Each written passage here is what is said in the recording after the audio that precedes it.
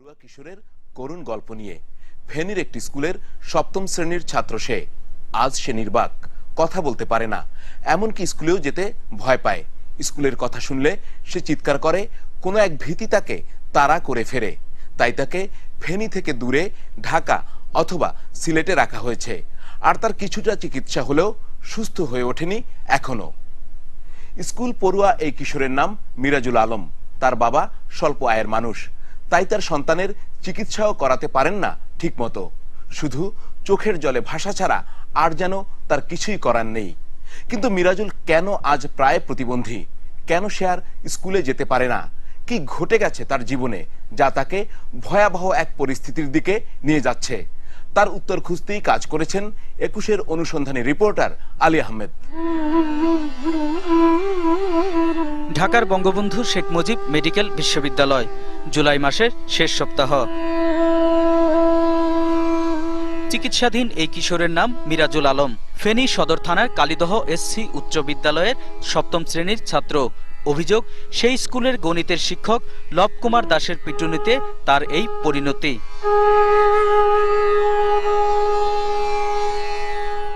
চিকিৎসার শেষে সে আর তার স্কুলে ফিরতে পারেনি। কখনো সিলেটে তার এক আত্মীয়র বাড়িতে, আবার কখনো ঢাকায় বাবার মেঝে অবস্থান করছে। কিন্তু তার অবস্থার তেমন কোনো উন্নতি হচ্ছে না। অনেক মার ছিল। হ্যাঁ, বলো বাবা একটু। ঢাকার একটি ওয়ার্কশপে স্বল্প বেতনের কর্মচারী মনসুর আলম এখন ভেবে পাচ্ছেন না কি করবেন তার সন্তানকে নিয়ে। কারণ চিকিৎসকরা বলছেন মিরাজুলকে আর ফেনীর স্কুলে পাঠানো ঠিক হবে না। ডাক্তার বলছে 1 মাস পর্যন্ত, 1 মাস পর আবার নিতে হইব ছেলেরে। কোথাও কারো সামনে, মিডিয়ার সামনে বা স্কুলে কোথাও ছেলেরে এখন এই মুহূর্তে নামা যাইতো না। আর সন্তানের চিকিৎসা খরচ মেটাতে গিয়ে মনসুর আলম এখন প্রায় নিঃস্ব। দুয়ারে ঘুরি আমি, ছেলে আমি এতটুকু করছি। আমরা মিরাজুলকে নিয়ে 1.5 মাস পর 31শে আগস্ট আবার বঙ্গবন্ধু শেখ মুজিব মেডিকেল বিশ্ববিদ্যালয়ে যাই। হাসপাতালে মানুষের ভিড় আর ক্যামেরা দেখেই কান্না শুরু করে মিরাজ। তার কান্না দেখে বাবার কান্নাও যেন বাঁধ ভেঙে যায়। মনসুর আলম এখন পুরো পরিবার নিয়ে ঢাকায় এসেছেন।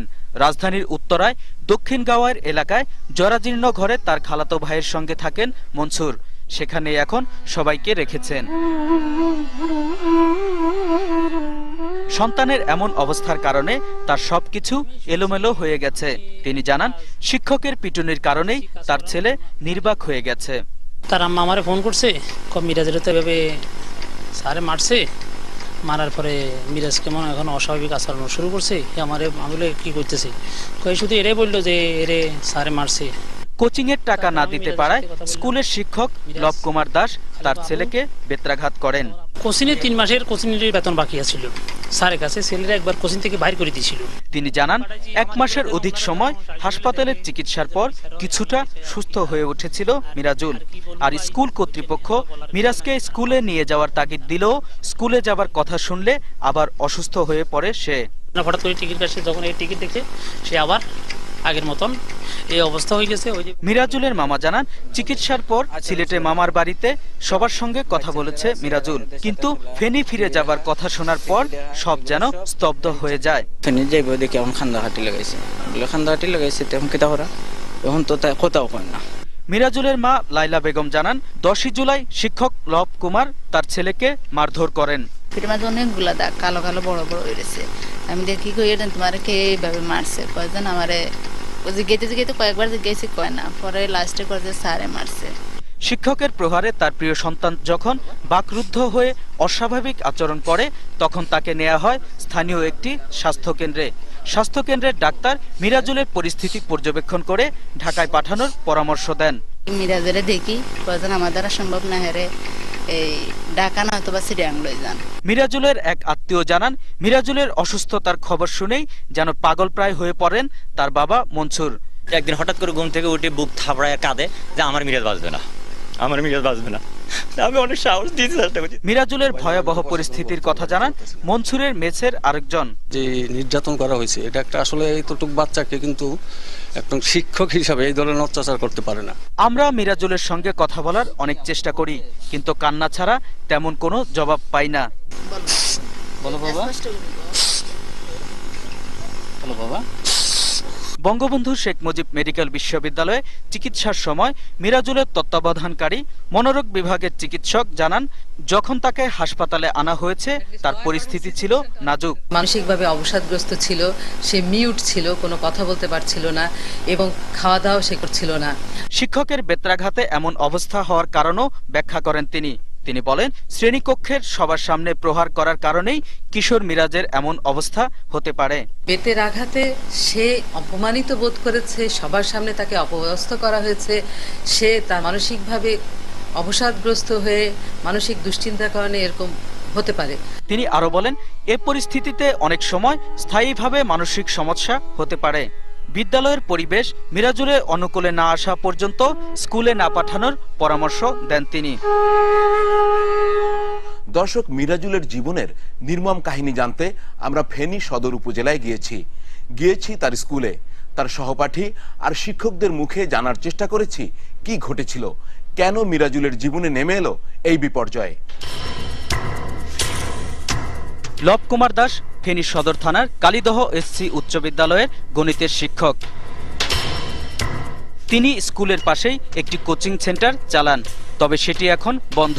আর এই কোচিং সেন্টারে পড়তো তার স্কুলের সপ্তম শ্রেণীর ছাত্র মিরাজুল। অভিযোগ, 3 মাসের বেতন বাকি পড়ায় মিরাজুলকে স্কুলেই পিটুনি দেন লব কুমার দাস। সেই ঘটনার আদ্যপান্ত জানতে মিরাজুলের পরিবারের সদস্যদের নিয়ে 21-এর চোখের টিম যায় ফেনীতে। কালীদহ এসসি উচ্চ বিদ্যালয়ে ঢুকেই আমরা বিদ্যালয়ের শিক্ষক মিলনায়তনে পেয়ে যাই অভিযুক্ত শিক্ষক লব কুমার দাসকে। তিনি মিরাজুলকে পিটুনির অভিযোগ স্বীকার করেন। তিনি বলেন, মিরাজুলের খারাপ আচরণের কারণেই তাকে কিছুটা শায়েস্তা করা হয়েছে। 2টা কি 3টা বাইরে দিয়েছি, এরপরে একটু সাবধান করলাম, কারণ সেটা তো রোগ আমি জানি না। তবে তার দাবি, বেত্রাঘাতে মিরাজুলের কোনো সমস্যা হয়নি। তিনি দাবি করেন, দ্বিতীয় পিরিয়ডে মিরাজুলকে পিটুনি দেওয়ার পরও 8ম পিরিয়ড পর্যন্ত সে ক্লাস করেছে। এটা দ্বিতীয় ঘন্টায় এটা সে 8ম ঘন্টা পর্যন্ত ক্লাসও করছে, পরের দিনও ক্লাস করছে, বুঝলেন না? এরপরেও ক্লাস করছে, পরের দিনও ক্লাস করছে। এরপরে রোজার বন্ধ হচ্ছে আর স্কুলে আসে। আর কোচিং ফি না দেওয়ার কারণে বেত্রাঘাত করার অভিযোগ অস্বীকার করেন তিনি। তার স্বাস্থ্য বাড়ি যতগুলি আমার কাছে প্রাইভেট হয়েছে, একজনের পয়সা কোনোদিন আরো দেন, গরিব মানুষ। কিন্তু এই ছেলেটা কোনোদিন এটা একটা প্রাইভেটে পয়সার জন্য আমি তো অনর্থক একটা মিথ্যা কথা তুলে দিয়েছি, এই প্রাইভেট পয়সার জন্য মারছি, এটা কোনো প্রশ্ন নয়। তবে হাসপাতালে মিরাজুলের কোনো খোঁজ নিয়েছেন কিনা জানতে চাইলে তিনি বলেন, ভয়ে হাসপাতালে যাননি। আমি যাওয়ার জন্য প্রস্তুত ছিলাম হেড স্যারের সাথে, পরে শুনলাম সেখানে গেলে আমাকে মারবে ধরবে। এবার আমরা যাই 7ম শ্রেণীর শ্রেণীকক্ষে। এ কক্ষেই মিরাজুলকে বেত্রাঘাত করা হয়েছিল। সেই দিনের ঘটনা আমাদের জানায় ক্লাস ক্যাপ্টেন জিনাত। টেবিল উপরে কয়েকজন মিলে কলম মারামারি খেলতেছিল, এবার জায়গা ব্লক হয়ে গেছিল। এবার আমি বলতেছি যে জায়গা থেকে সর, আমি যাইতে হবে ওদিকে, সরে না। এবার বলছে, আমি বলতেছি সত্য সানাজ দে, এবার লব স্যারকে বলবো। এবার বলছে যে বললে তোকে মারমো। এবার আমি বলছি আমাকে মারি দেখ। এবার কি করছে, এভাবে গলা চিপি দড়ি দেওয়ালের সাথে লাগিয়ে এখানে একটা ঘুষি মারছে। এবার আমি স্যারকে নালিশ দিছি, স্যারের 2 কি 3 বার দিছে। ক্লাসের অন্যান্য শিক্ষার্থীরাও জানায় বেত্রাঘাতের কথা। শিক্ষকের পিটানোটা 2-3 বার। এভাবে তো আমাদের আর পড়ালেখা হবে না, আমাদের তো স্কুলে আর আসতে হবে না, এটা কি কোনো মানে হয়? সে সুস্থভাবে ফিরে আসুক, আমরা চাই। এরপর 9ম শ্রেণীতে গিয়েও জানা যায় শিক্ষক লব কুমার দাসের পিটনের স্বভাবের কথা। তিনি শাসন করতেন ঠিক, তবে অতটা মর্মান্তিক না। আমি শুনছিলাম বলে স্যার 2-3 বার দিয়েছিলেন। আর বিদ্যালয়ের বিভিন্ন শ্রেণীকক্ষে গিয়ে জানা যায় বিদ্যালয়ের বেশিরভাগ শিক্ষার্থী লব কুমার দাসের কাছে প্রাইভেট পড়ে। কে কে প্রাইভেট পড়ছেন বলেন তো দেখি, হাত তোলো যারা। আমরা মিরাজুলের বাবাকে সঙ্গে নিয়ে যাই লব কুমার দাসের কোচিং সেন্টারে। সেটি তখন তালা দেয়া ছিল। মিরাজুলের বাবা জানান, অনেকদিন ধরেই মিরাজুল লব কুমারের কাছে কোচিং করত। এখানে অনেকদিন পড়ছে, তবে 3 মাসের বেতন বাকি ছিল, আমি আর্থিক অনটনে দিতে পারি নাই। আর মিরাজুল অসুস্থ হওয়ার পর 1.5 মাস আগেও স্কুলের শিক্ষার্থীরা জানিয়েছিল পিটুনির কথা। আমাকে উপর থেকে বেতানোর জন্য বলছে, তো আমি একটা নিছি, স্যার 2টা বার দিছে। এরপরে ও চলে গেছে। যেদিন নিজের ধরবো এর মনে রাখলে এর দিন আবার ডাকবো। এদের ক্লাসে পিটাপিটি করতে জীবনটা। দর্শক, মিরাজুলের বাবা স্কুলের ম্যানেজিং কমিটির কাছে অভিযোগ করেছেন থানায়, কিন্তু কোনো প্রতিকার পাননি। সেই কাহিনী আমরা জানব। তবে তার আগে নিচ্ছে একটা বিরতি। আমাদের সঙ্গেই থাকুন, চোখ রাখুন 21-এর চোখে। সুপ্রিয় দর্শক, বিরতির পর আবার ফিরে এলাম 21-এর চোখ নিয়ে। আপনাদের সঙ্গে আছি আমি হারুন রশিদ। দর্শক, স্কুল কর্তৃপক্ষ স্বীকার করেছেন মিরাজুলকে শিক্ষক পিটিয়েছেন, কিন্তু তাদের কেউ কেউ দাবি করছেন তার অসুস্থতার কারণ ভিন্ন। পিটুনির কারণে সে নাকি অসুস্থ হয়নি। মিরাজুলের এই পরিস্থিতির জন্য দায়ী কে, এ নিয়ে এখন নানামুখী কথা বের হচ্ছে। আর সময় যত গড়াচ্ছে তত এর ডালপালা বাড়ছে। ওটার জন্য ফিটাইছে, ফিটার ফলে সে বাড়ি দিয়েছে। বাড়িতে যাওয়ার সময় কবরস্থানের দিকে ভয় খাইছিল, ভয়ঙ্কর ভয় খাইছে, ওরেও মায় ফিটাইছে। বিদ্যালয়ে আসেন ম্যানেজিং কমিটির সভাপতি মিজানুর রহমান ভুইয়া। তিনি জানান মিরাজুলকে পিটুনি দেওয়ার কথা। তিনি ঢাকার হাসপাতালে মিরাজুলকে দেখতে গিয়েছিলেন। আমি ওই ছেলেকে প্র্যাকটিক্যালি যাই ঘটনা বলতে দেখেছি, 3-4টা বাড়ি দিছে, ব্যাট দিয়ে পিটাইছে। তিনি নিজে মিরাজুলের আত্মীয় হন দাবি করে বলেন, জন্মগতভাবেই মিরাজুল কিছুটা অসুস্থ। ধরতে পারা যাচ্ছে এটা তার জন্মগত একটা ব্যাধি। আমি বলবো, কারণ আমি ফ্যামিলি মেম্বার হিসাবে এটা আমি আমার স্কুলকে সেভ করো না। তিনি বলেন, অভিযুক্ত শিক্ষক দোষী প্রমাণিত হলে ব্যবস্থা নেওয়া হবে। তৃণমূলক ব্যবস্থা নেব 100%। এই টিচার কখনো আমার ছাত্রকে বিটিং করবে?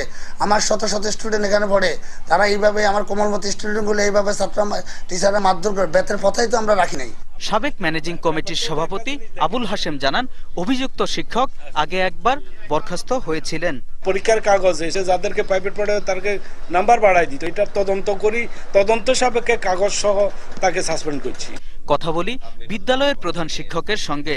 তিনি নাকি ঘটনা জানেন অনেক পরে। 6, 7, 8 এই 2-3 দিনের ভিতরে বোধহয় ঘটনাটা ঘটতে পারে অনুমান। আমি বিষয়টা জানি 16 তারিখ মঙ্গলবার।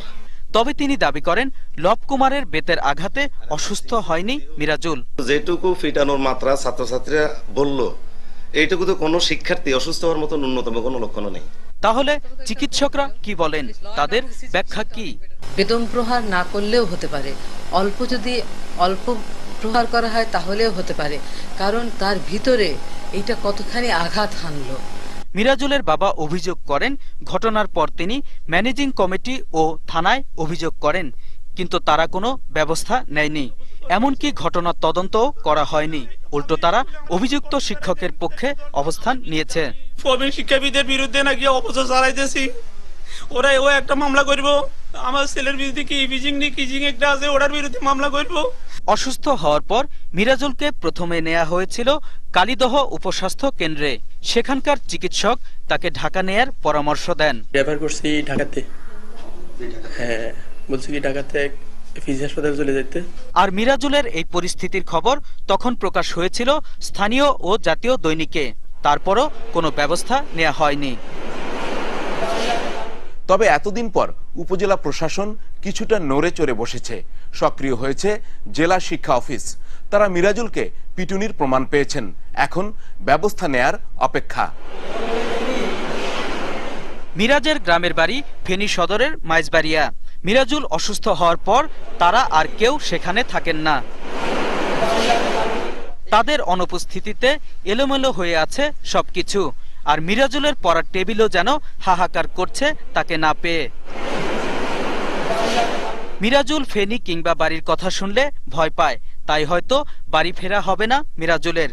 এমন কথা বলেই ঢুকরে কাঁদেন তার বাবা মনসুর। আমার ছেলের মতন আর কোনো ছেলে যেন এই অবস্থা না হয়। তার বাড়ির অন্যান্যরাও জানান শিক্ষকের বেত্রাঘাতের কথা। মিরাজ তো অসুস্থ হয়েছে, মাস্টাররা মারছে, মারানোর কারণে তো মারি উনানটাও দেখছি। ব্যাট দিয়ে মারছো তো, ব্যাটের কিছু আঘাত চিহ্ন ছিল এটাই। আজ গেলাম মিরাজ কিসে তোর হিডুর উপরে বাইম কি আজ গিয়ে না তোর লবসারে মারছে না, কথা জিজ্ঞাসা না জিজ্ঞাসা রাতে কথা আর মারছে, আর সারে মারছে। এদিকে এই ঘটনায় একটি জিডি করা হয়েছিল সদর থানায়। মিরাজুলের বাবা মামলা করতে চাইলেও তখন মামলা নেয়নি। তো বিষয়টি আমাদের একজন রেসপন্সিবল অফিসারকে দায়িত্ব দেওয়া হয়েছে, সাব ইন্সপেক্টর নাসিরকে। আমরা এটা তদন্ত করে দেখছি।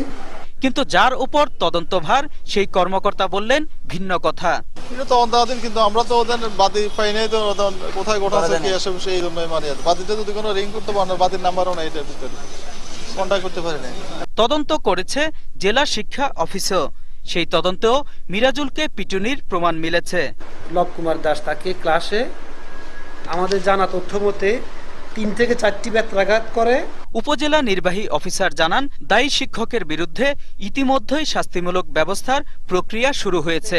বিষয়টা জানার সাথে সাথে তাৎক্ষণিকভাবে জেলা শিক্ষা অফিসারকে বলছি ওই শিক্ষকের বিরুদ্ধে তার এমপিভুক্তি বাতিলের জন্য মিনিস্টার একটা ব্যবস্থা গ্রহণ করতেছেন। বিষয়টি নিয়ে উদ্বিগ্ন ফেনীর সুশীল সমাজ। তারা চান দায়ী ব্যক্তি যেন শাস্তি পায়। হাসপাতাল থেকে বলা হচ্ছে যে চিরতরে মানসিক ভারসাম্য হারিয়ে ফেলেছে, সেই ছাত্রের গার্ডিয়ান আইনগত ব্যবস্থা নিতে পারে। তাকে আইনের আওতায় এনে ফৌজদারি ভাবেই তার বিচার হওয়া উচিত বলে আমরা মনে করি।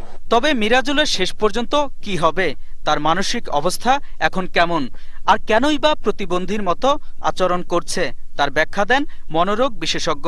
শাসনের পর্যায়টা তাকে মারাত্মকভাবে আঘাত করেছে, যে আঘাতটা তার প্রতিবারই স্মৃতিতে ভেসে আসছে এবং এটা কিন্তু ধীরে ধীরে তাকে মানসিক বিপর্যয়ের দিকে নিয়ে যাবে।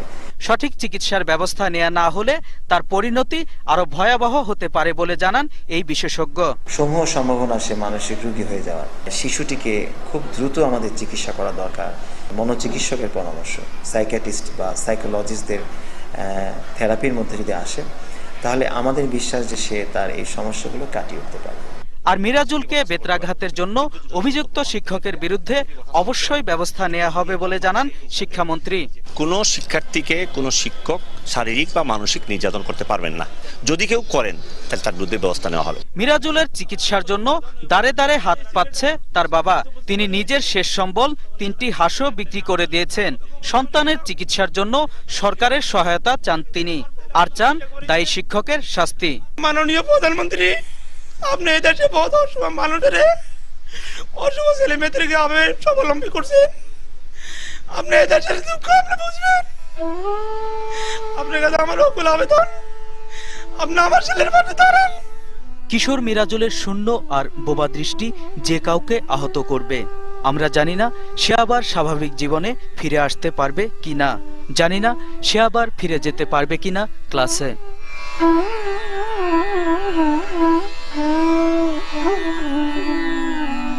সুপ্রিয় দর্শক, ছাত্রদের বেত দিয়ে পেটানো তো দূরের কথা, ক্লাসে বেত নেয়াই অন্যায়। তাদের গালমন্দ করা যাবে না, আধুনিক শিক্ষা পদ্ধতি সেই কথাই বলে। কিন্তু কিশোর মিরাজুলকে পেটানো হয়েছে, আর সে কথা স্বীকার করেও শিক্ষক সেটাকে অন্যায় মনে করেন না, নিজে দায় নিতে চান না। সেই শিক্ষকের পক্ষ নিয়েছেন ম্যানেজিং কমিটির কেউ কেউ। তাদের অভিমত, মিরাজুল আগে থেকেই কিছুটা অসুস্থ ছিল। যদি তাই হয় তাহলে শিক্ষককে মিরাজুলের প্রতি হতে হতো আরো কেয়ারিং, আরো যত্নশীল, কিন্তু উল্টো তাকে বেত দিয়ে পেটানো হলো। দর্শক, মিরাজুল যদি আর স্বাভাবিক জীবনে ফিরে না আসে তাহলে তার দায় নেবে কে?